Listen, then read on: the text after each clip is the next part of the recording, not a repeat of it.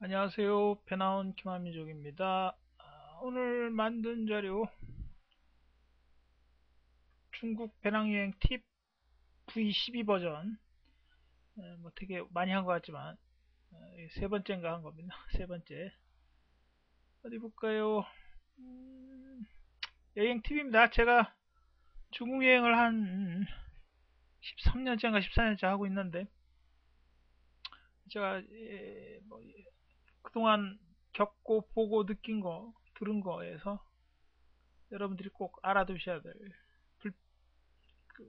정보를 공유하고자 지금 하고 있습니다.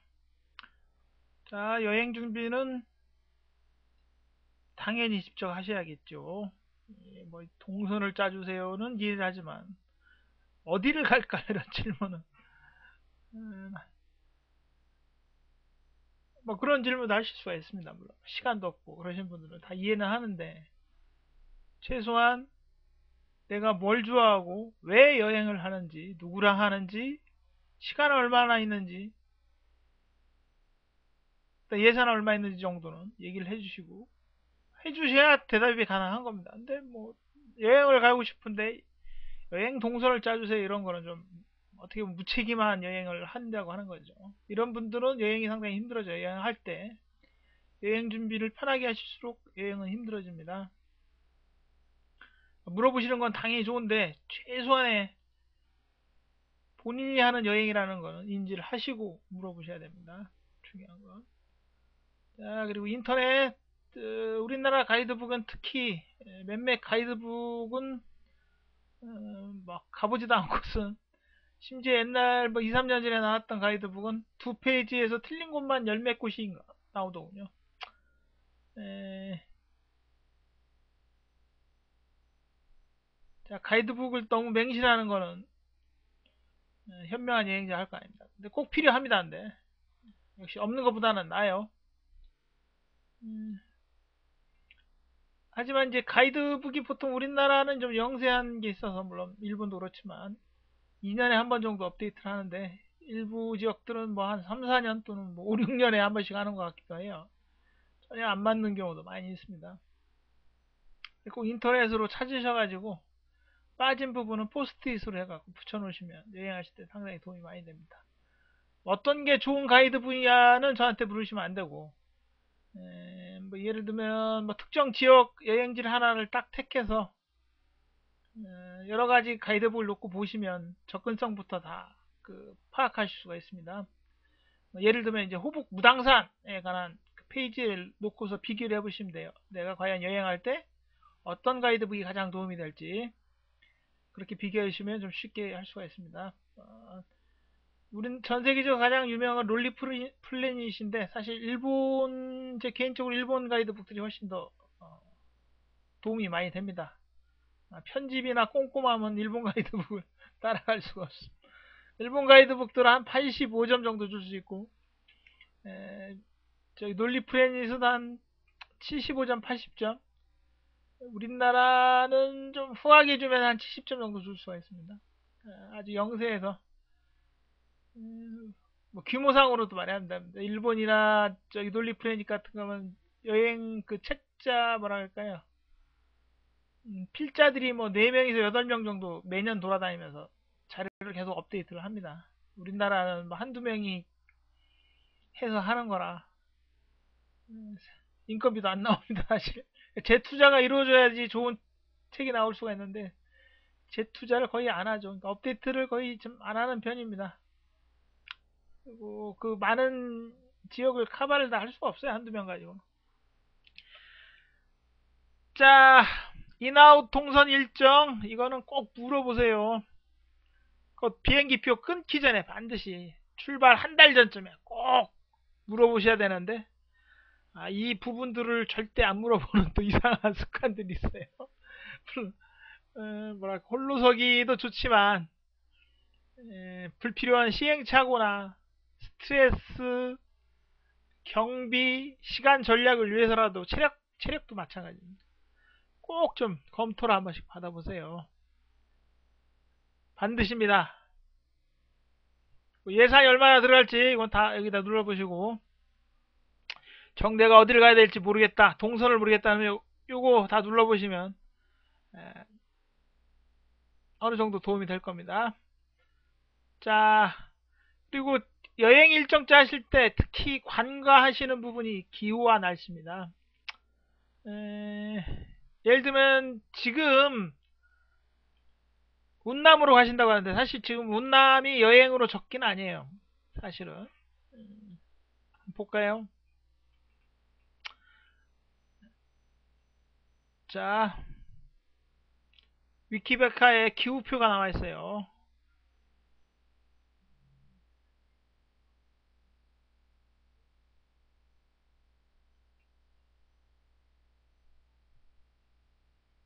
자, 7, 8월 달에 200mm가 옵니다. 물론 뭐 하루 종일 비가 오는 것도 아니고 한 달 내내 오는 것도 아니지만 이 정도면 장마에 속합니다. 24일, 6, 7, 8, 9일 거의 장마라고 보시면 되는데 특히 7, 8월은 우기겠죠. 이 정도 비가 올 정도면 거의 뭐 매일 오는 거랑 거의 매일 오는 겁니다. 사실 이 정도면. 거기다 산악지형은 더 많이 오겠죠. 당연히. 더운 공기가 산악지형에 만나면 비를 만나는데 평지보다도 산악지형이 비가 더 많이 오는 이유이기도 합니다. 그러니까 꼭 가시기 전에 가는 지역에 태기를 하실 때 꼭 보셔야 되는 건 기후입니다. 기후. 꼭 일정표를 보시고 기후표 보시고, 하지만 꼭 이럴 때 여행을 가시는 분들이 있어요. 하나만 더 볼까요? 어디 볼까요? 광서, 계림, 남령인데 링크가 안 돼 있네. 자, 계림을 한번 볼까요? 이제 계림은 5, 6월 달이 특히 5월 달, 6월 달에 범람을 많이 할 정도로 비가 많이 옵니다. 이 시기는 정말 별일 아닌 이상은 피하시는 게 좋겠죠. 하지만 꼭 이 시기에 가시는 분들이 있습니다. 가고 나서 비만 맞았다라고 또 서글프게 우시는 분도 있는데. 자, 보시죠. 5월달, 6월달 350mm. 여기는 뭐 좀 남쪽이라 강우량이 엄청 많은 거죠. 자, 그 유명했던 2005년도 5월달 홍수입니다. 자, 흥핑부터 해갖고 다 범람했어요. 1년에 한두 차례씩 꼭 이 5월, 6월 달에 7월 달까지도 위험하죠. 7월 초까지 230mm 정도면 장마라서. 그러니까 4월에서 7월 달까지는 여행을 가시면 안 됩니다. 이 지역에. 7월, 8월 뭐 초중만 해도 이제 비가 많이 줄죠. 워낙 이 지역은 뭐 비가 없기는 힘들고 소나기 형태식으로 옵니다. 이때는. 자, 5월, 6월 달은 안 가시는 게 도움이 되겠죠. 하지만 이 간단한 조사조차도 안 해서 아까운 휴가 일주일 여름을 비와 같이 아무것도 못하고 보내시는 분들은 있습니다. 저는 웃음이 나오지만 당사자분들은 정말 시간과 돈과 비가 오면 아무것도 못하고 방에만 계셔야 되는데, 꼭 기후를 확인하세요. 우기하고 혹한 혹서기 정도는 피해서 여행하시는 게 좋은 팁입니다. 일정을 짜실 때. 하지만 이것조차도 안 보시는 분들이 있어요. 조사를. 자, 그 다음에 하실 거는 역시, 자, 제가 지금 매일 올려놓고 있는데 매일매일 또 보셔야 됩니다. 일정이 특히 짧으시거나 길거시나 상관없이 제일 좋은 거는 비가 많이 올 때 근처로 아예 안 가는 게 제일 좋고, 일정이 기신 분은 일정을 이런데 비 안 오는 데서 조정을 하시면 하루 이틀이라도 건질 수가 있으니까, 뭐 동선이 어쩔 수 없다면 상관없지만 이런데 가면 50mm, 100mm 정도 하루에 올 정도면 아무것도 못합니다. 25mm만 내려와도 아무것도 못해요. 그러니까 이런 기후대에 속한 데는 일정 조절을 뭐 이런 데서 차라리 이런 데서 쉬시는 게 나아요. 아무것도 안 하고 비 맞고, 아니면 뭐 그 다음날 갠다면 비 맞고 이동하실 수가 있지만. 자, 일기예보 꼭 보시고, 자, 천기망 이런데 일주일에 한두 번은 꼭 보세요. 뭐 어디를 가시던. 자, 지금 아까 운남성 어디 가신다고 질문이 하나 왔는데, 운남성 한번 볼까요?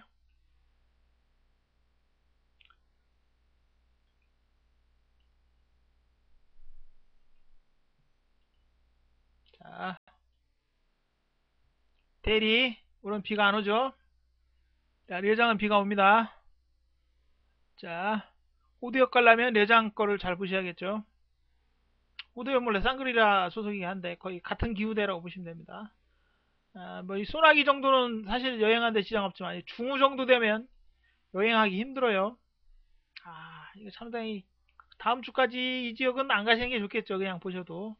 그러면 다른 지역에서 이 지역으로 이동하실 분들은 일정을 조정하시면 됩니다. 일기예 꼭 보세요. 여러분들의 아까운 시간과 돈과 스트레스를 줄여줍니다.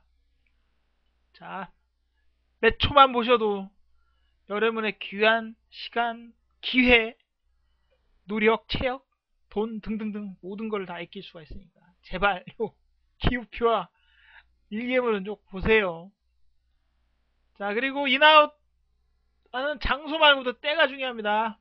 특히 노동절, 국경절 이 두 지역은 정말 여행 가시면 이 천안문 보이시죠? 이게 작년인가 재작년 10월 1일이었는데 입장에만 2시간 걸렸다는 전설이 있습니다.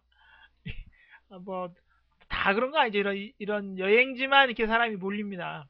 뭐 중국 전부가 다 몰리는 게 아니라 여행지, 접근성이 좋은 여행지일수록 이렇게 사람들이 많이 몰린다는 거 잊지 마시고, 이 지역에 이 시기에 여행하시면 이 수많은 중국 인민들과 숙소, 교통편에 대해서 경쟁을 해야 되는데 외국인들이 이길 확률이 별로 없죠. 가급적이면 경비 전략, 시간 전략, 체력, 스트레스를 전략하고 싶으시면 꼭 이 시기는 피하셔야 됩니다. 반드시. 뭐 춘절 때는 상관이 없어요. 춘절 때는 동선을 짧게 해서 이동하시면 사실 국경절보다는 훨씬 더 이동하기 좋습니다. 노동절은 사실 3일 정도밖에 안 되니까 큰 타격이 없는데 국경절 한 열흘 정도 여기랑 같이 껴서 여행하시면 정말 끔찍해지니까 제발 이 시기는 좀 피해 주세요.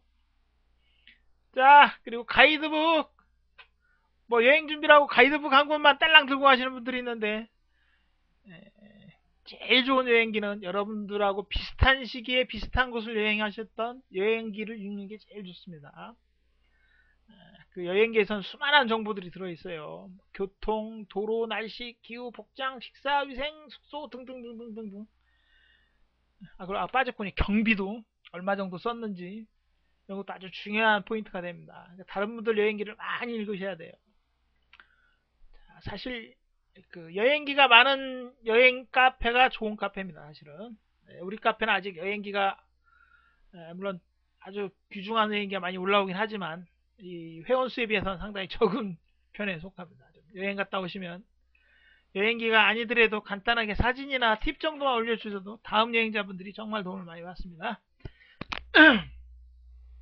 자, 그리고 간단한 인사와 숫자, 뭐 이건 그 언어, 해당국 언어는 뭐 꼭 필요 충분 조건이진 않지만 필요 조건도 아니지만 충분 조건 정도는 됩니다. 간단한 뭐 회화 정도는 뭐 인사말 고맙습니다 같은 이거 저기 그 네이버에 있는 겁니다. 글로벌 회화 좋죠. 닌하오 이 정도만 알고 있어도 이거 다 하실 필요는 없고 그냥 그 뭐 간단한 감사 고마움 이 정도만 표현할 줄 아시면 됩니다. 숫자 정도 거래 정도 하실 좀 알면 됩니다. 자, 그리고 동선 특히 장거리 여행하시는 분들은 플랜 B가 항시 준비되어 있어야 됩니다. 특히 오지 쪽으로 가시는 분들 운남 북부, 여기 북부라면 샹그리라 더 친척 정도 아주 북부죠. 사천 동티벳이라고 하는데 그 다음에 청해성 거의 그한 70% 되는 지역, 그 다음에 뭐 감숙성 뭐 일부, 그 다음에 티벳 이쪽은 꼭 플랜 B가 따로 준비되어 있어야 되고 예산 짜실 때 그 다음에 여행일은 꼭 예비일은 넣어 놓으셔야 됩니다. 하루 이틀씩. 그 다음에 거기에 맞는 비상식량도 꼭 준비를 하셔야 되고요. 한번 읽어보세요. 동티벳 여행할 때 주의점.